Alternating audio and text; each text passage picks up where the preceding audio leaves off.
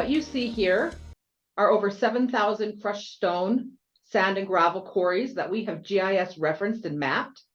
So the blue circles represent the crushed stone, and the red are the sand and gravel. This is actually a bubble symbology, so you can quickly take a look at this and see how large an operation is. The tiny little bubbles, they're producing about 150,000 tons or less annually, whereas the larger bubbles are producing 2.5 million tons or more. On this layer, you're able to export the producer data by using this selection tool right here. You have your choice of rectangle, lasso, circle, line, or point. I like the lasso feature. Let's give that a try. So you just turn that on. Lasso the producers that you're interested in. Double click at the end here. Come on over here to the export CSV producers. You'll see that the producers that you clicked on are highlighted, and you also have a list of them here. If you click on the actions button, you'll have the option to export all, and then you'll export to CSV. Like I said, that produces an Excel spreadsheet with all of the producer data on it. To turn this off, you just click here. And the data that you will receive on that Excel sheet, you see here by clicking on one of the producers, you'll see what state it's located in, the mine name, the controller, the operator, parent company, product category, production type, their annual estimated production, as well as whether or not they appear to have rail or barge loadout. What you see here is our estimated market surplus and deficit maps. So the map on the right-hand side is the current estimated market surplus and deficit.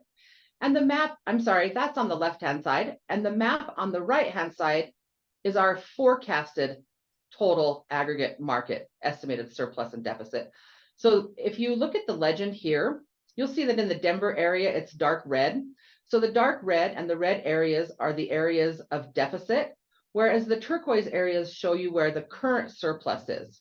So you can see within this Denver region, and within the surrounding areas, they're currently experiencing a 12.5 million ton annual deficit. And if you take a look over here at our forecasted deficit, you'll see that there's still a deficit in this Denver area. So what you'll do is you'll take this number here, so about 1.5 million tons, and you'll add it to the current deficit. So we're looking at about a 13.5 million ton deficit in this Denver region. Now, it doesn't mean that that's not being met. It just means that it's being shipped in from outside the normal market area. As you know, that is increasing our costs.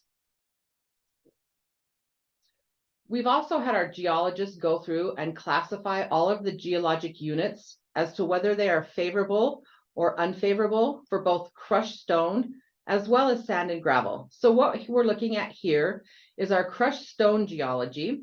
You can click on any one of these geologic units to return information such as age, geologic name. We also provide a link to the USGS maps. This layer has a lot of underlying data, so sometimes it takes a minute to render. Let's give it a second. Maybe I didn't click on it well enough. As you can see, the gray are the favorable geologic units, and the yellow are the less favorable or unfavorable units. We also have a layer that shows you units with present production for both crushed stone as well as the sand and gravel. So you can see that this unit I clicked on is favorable. Here's the link to the USGS map, just in case you or your geologist might be interested in taking a look at that. Here we have the geologic name, the age. Its first major geologic type is limestone, with the second being shell. There are currently 2 stone producers producing less than 150,000 tons from that unit.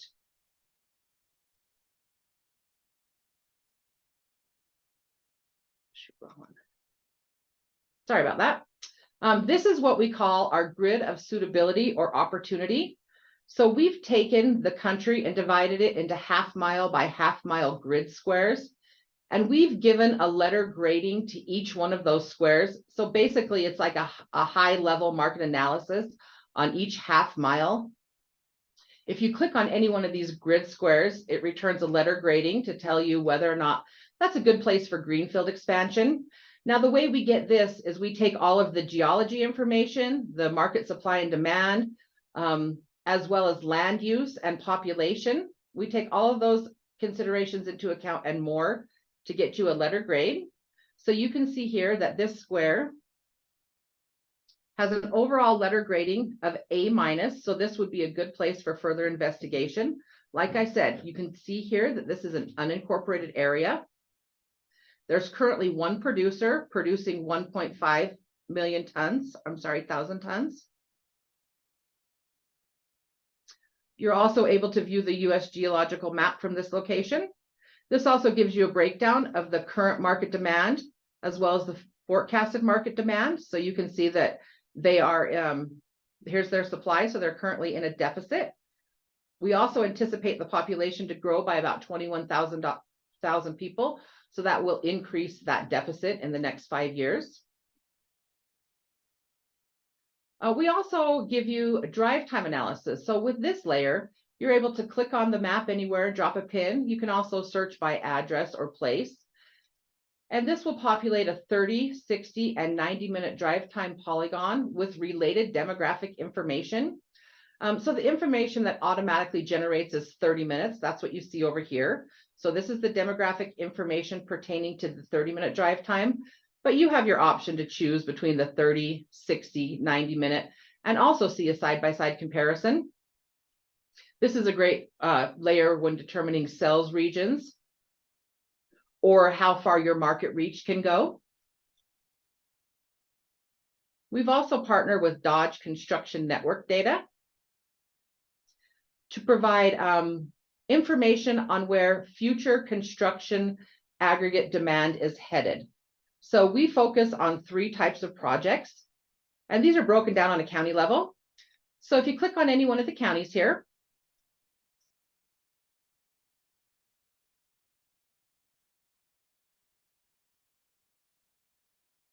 this is Carbon County, Wyoming. Like I said, we focus on 3 types of projects. We focus on wide infrastructure, local infrastructure, and local non-residential. Wide infrastructure are things like roads and highways that extend through multiple counties. Local infrastructure are things like bridges and roads that usually stay within one county. And then local non-residential are things like schools and hospitals that generally stay within one county also. So you can take a look and see how many projects are planned. Now, these are in the early bid letting stages. So these projects have about a 3 to 5 year outlook.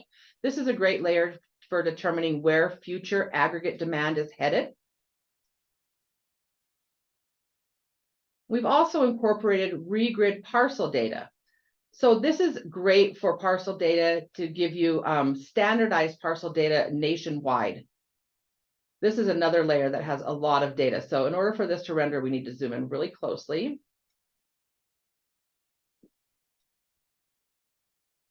But once you do, you'll see that each one of these parcels shows up on our map. You can click on any one of them, and you can get information such as acreage, as well as contact information. So this is a great layer to use if you want to start negotiating. You also have the option to filter by acreage. So let's say we're looking for a parcel that's at least 200 acres or larger. If you turn this filter on, that will only return the acres that are, or the parcels that are 200 acres or larger. This is just kind of a high overview of our platform, but I am available for questions at any time. Stuart, I would like to turn the time over to you for a case study.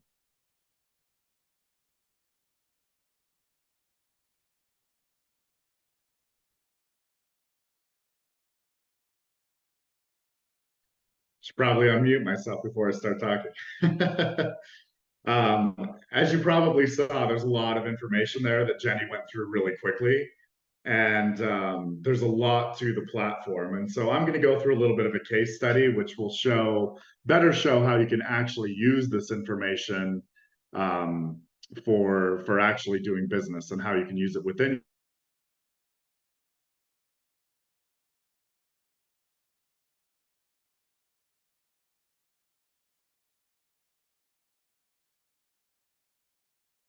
your business, and that's going to be used, how you can put it to practical use.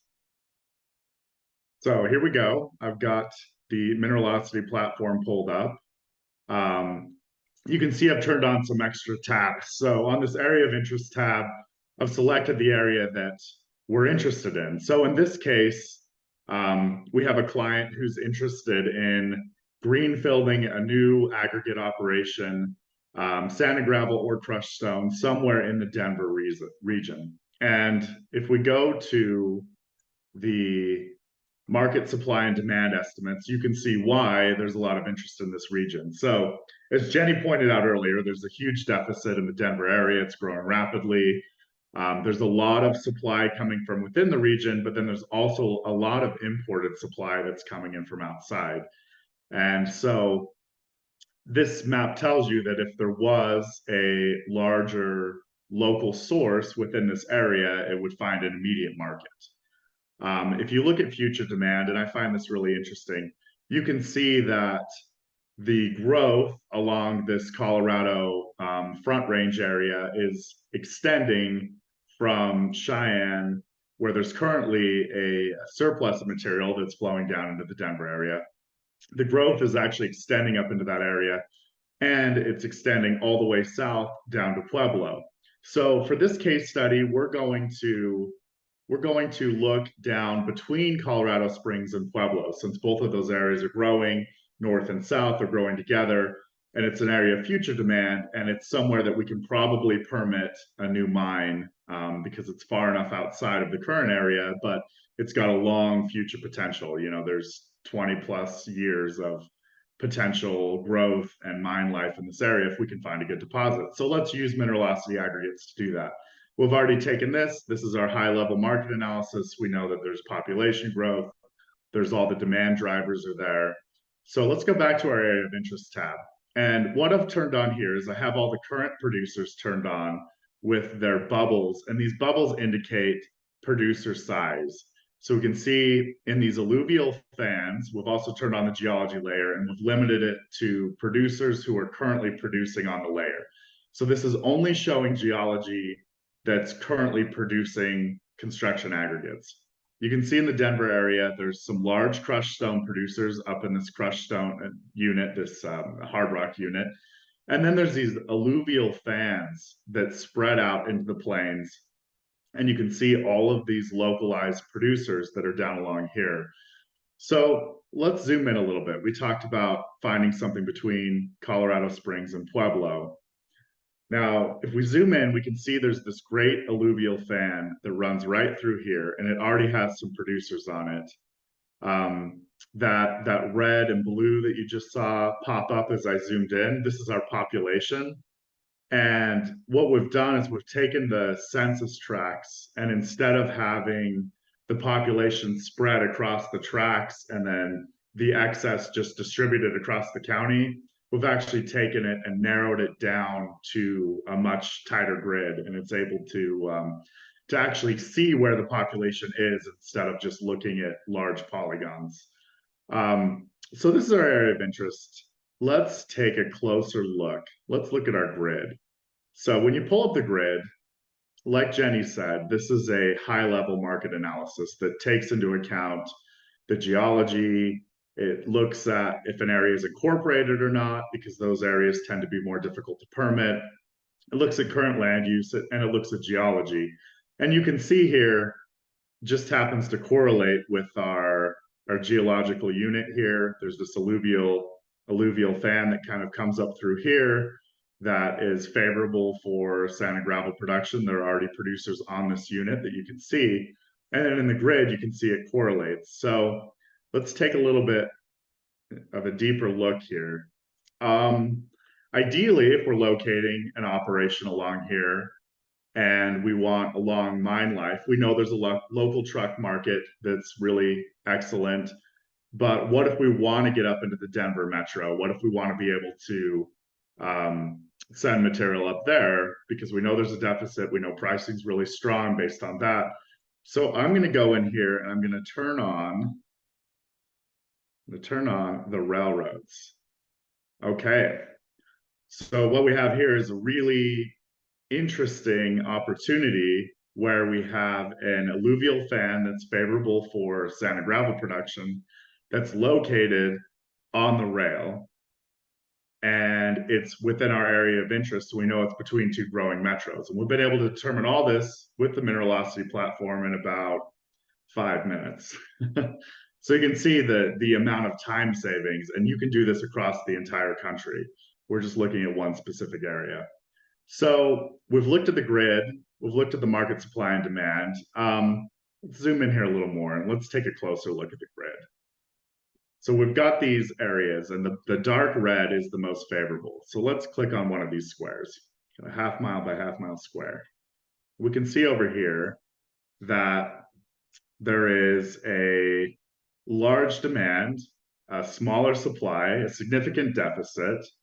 Population growth is expected to be really good. Now, this is within the truck market. So just within the truck market, you could probably put an operation here that produces upwards of 500,000 tons a year. It would find a local market just with trucking. But we're also on the rail. And so we'll dig a little bit deeper into how we can utilize that. Looking at this, so there's no stone producers. That makes sense. It's an alluvial plain. We've got a little bit, okay, in our geology, we've got alluvial sediments from the Holocene era. They're less than 100 feet, which is fine. We don't need much more than that. There are currently 8 different sand and gravel producers on this geological unit, and combined, they're producing somewhere between 1.5 and 2.5 million tons. So this is a favorable unit, and they're primarily producing construction sand and probably gravel as well. But as many of you know, construction sand, concrete sand is in high demand and growing across the country. So this could be an ideal area, ideal unit. So let's narrow it down a little more. It's got an A+, and then looking at the Dodge construction data, there are 46 projects that are either pre-permitting, permitting, or somewhere in the early planning and development phases, worth approximately $1.13 billion. So significant amount of actual planned projects, as well as just the regular demand that comes with the population growth in the area. So this is a really ideal spot. But what do we do now? Now we know this is a good area. It's growing. We've identified an area along the rail that coincides with favorable geology. We've looked at the market.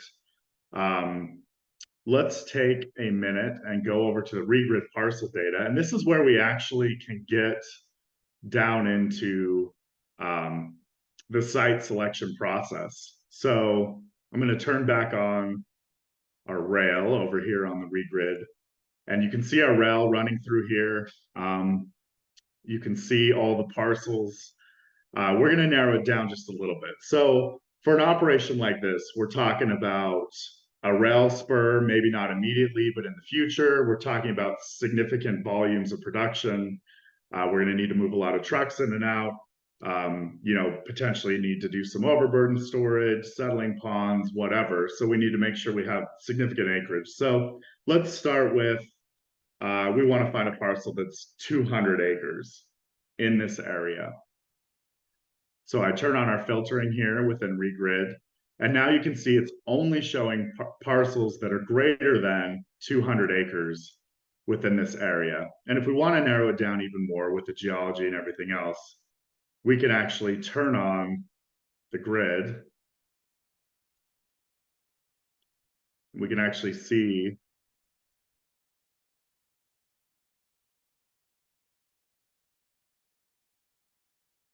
my grid's not turning on right now. It's all right. Sometimes it's a little sensitive about if you're zoomed in too far. More importantly, we can just turn on the geology, which is really helpful. So now we can see that, and again, this is generalized. So local exploration and drilling is going to be necessary. This is the general geology layer. This unit could be off, plus or minus 1,000 feet or more. But you can see here that it tends to be that the geology unit that we're chasing is east of the rail track. So we're going to look for parcels on that side. We're going to try to find something that looks ideal. This looks pretty good right here. Like I said, this is probably mostly alluvial. You need to do some drilling, but we could actually even narrow it down further. and look for a parcel that is a little bit more on the rail. Okay, here's something. So this parcel, we're in our market, we're on the rail. It's got a significant amount of rail frontage here. It's got a mile approximately of rail frontage. It's within our geology unit. It's currently being used for grazing, so it's light agriculture. There's approximately, it's under local, local private ownership. There's a lot of data here when it comes to our parcel data. So it's about 1,500 acres here. Okay, 1,200 acres. So we've got a significant amount of land here that would be large enough to potentially sustain a pretty major operation for a number of years. And you can see here that it's private, it's currently agriculture use. So this would be a good potential greenfield target that you could go in, you could option, drill, do your testing, continue your due diligence. But you can do this, you can continue up and down the rail within this area where you know the market's good, and you can generate a whole list of potential targets that could potentially be optioned, explored, and potentially turn into a greenfield site. So this is one way that you can use Mineralocity Aggregates to greenfield sites and take what could potentially be weeks or even months of research and manual work and do it, you know, in an hour. You can sit down within a region like this and come up with 10 different targets that have high potential, and you can vet them out a number of different ways. So let's say our appetite isn't quite, you know, large quarry with a rail spur and everything else. We really just want to look at the truck market. I find the drive time analysis tool to be incredibly useful for this. So this is approximately where our parcel was. I'm going to go ahead and zoom out here. So you can see this is our local market. You can see our competitors that would compete within this market. And you can see that between where we're at and Colorado Springs, there are very few competitors. We'd be very competitive there. Within Pueblo, also very competitive. There's a lot of information, a lot of aggregates being trucked in from north and south, or east and west, mostly a little bit north and south, but would be very competitive to the north and very competitive directly to the south. And you can see that within our market, I'm going to turn on the side-by-side comparisons. We've got a population of 87,000 within a 30-minute drive, 781,000 within a 60-minute drive, and over 2.5 million within a 90-minute drive. So the truck market alone could sustain this operation at a high level for a lot of number of years. And with the rail options, that stretches even further, which is awesome. That's what you want, is the ability to be able to do both. And you can see that even trucking, we're getting half of Denver, the south half of Denver, and the metro and all the suburbs down here are all included. And based on what we saw before with the supply and demand future estimate, these areas are also projected to continue to grow into the future.